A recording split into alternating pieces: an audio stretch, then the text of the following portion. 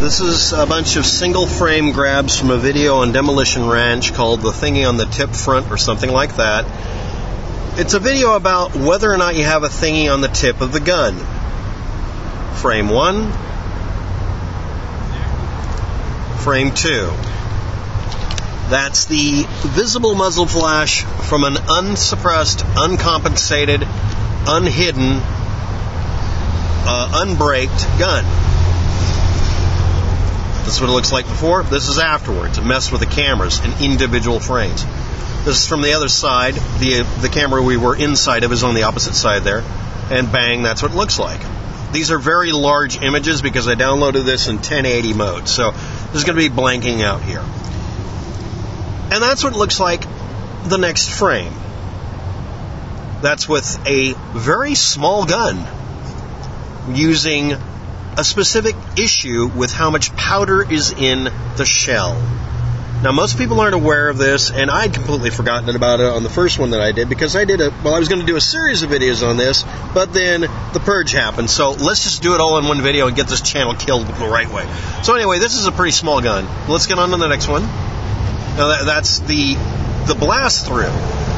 That's very typical donut, hole punch. So anyway, this is a very different gun. Very, very impressive looking, but the actual size of it is not really a big deal. Anyway, that's what it looks like during its shot. You notice the brightness, the iridescence, the incandescence of it compared to the previous one, but it's inside of that device on the end. And this is from the side, from behind. Very dramatic visually, but let's back up a bit. That's what it looks like from the front.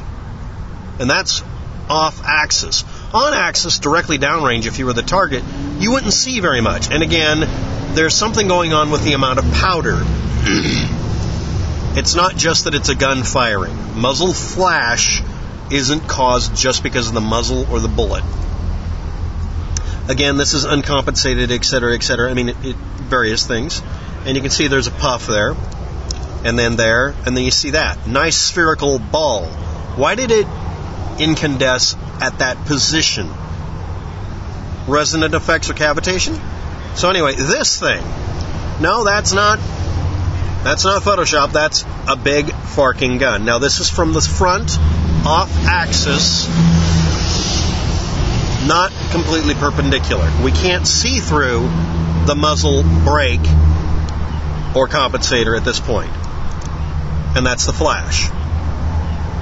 You notice how much work it's doing? You can even see the interior of it at that angle, which you may not have been able to in the first place because it's too dark.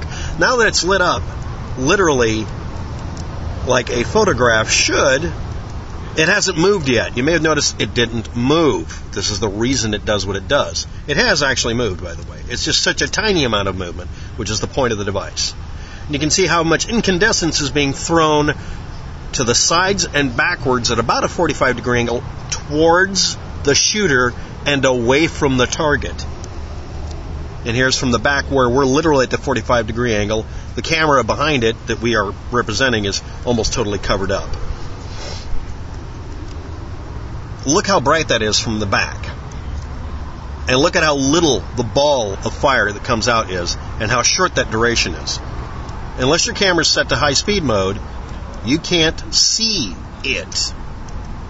And it would be considered an aberration, and depending on the software tendency, the video compressor that's used on YouTube, or in the camera itself, or in your software that you use to process to edit it, if you did so, or just convert it to something YouTube could use, might throw out the frame that's bright as a blip. It might assume that it's a glitch or noise. Las Vegas Muzzle Flash Suppressor Compensator Hider Brake. A muzzle brake is designed to take some of the kick out of a gun by outgassing straight to either side of the barrel and backwards towards the shooter, not outwards and forward. The compensator is a muzzle device, however, designed to counter the vertical movement or compensate for the vertical movement of the barrel by outgassing upward and usually back towards the operator, gunman, because that would actually combine the abilities. A flash hider with 3 or more slots is typically the default muzzle device if you buy any modern rifle with a threaded barrel, because unless you match the bullet's grain value for the powder to the barrel length exactly, you will get a muzzle flash because of unburnt powder combusting as soon as it clears the end of the barrel, with a tendency to obscure the sights and make you an easier target because everyone can see it. This is why a 5.56 NATO cartridge was designed to completely burn in just a 20-inch barrel. No longer or shorter. Longer would be okay, I guess, for flash. For stealth reasons. To prevent you from becoming a target. Because I want you, down below in the comments, to say, you're a real operator, Navy SEAL Team 6, and somehow Air Force pilot, mixed together if you're going to do Stolen Valor, and claim that you wanted your opponent to see that flash so they know where to shoot. I want you to do that. I dare you. I double dog goddamn dare you to do that. No? Because that's stupid? So if you choose rounds that are ranged for the length of the barrel, you will get less or no flash. Which is the reason some of those bullets coming out of those barrels had no flash without having a suppressor.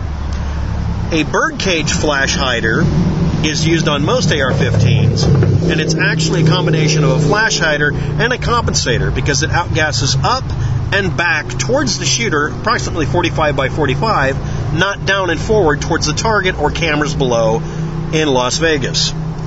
Thanks for watching. Have a good day. Good luck with all that. And this is a remake of the previous video. Goodbye.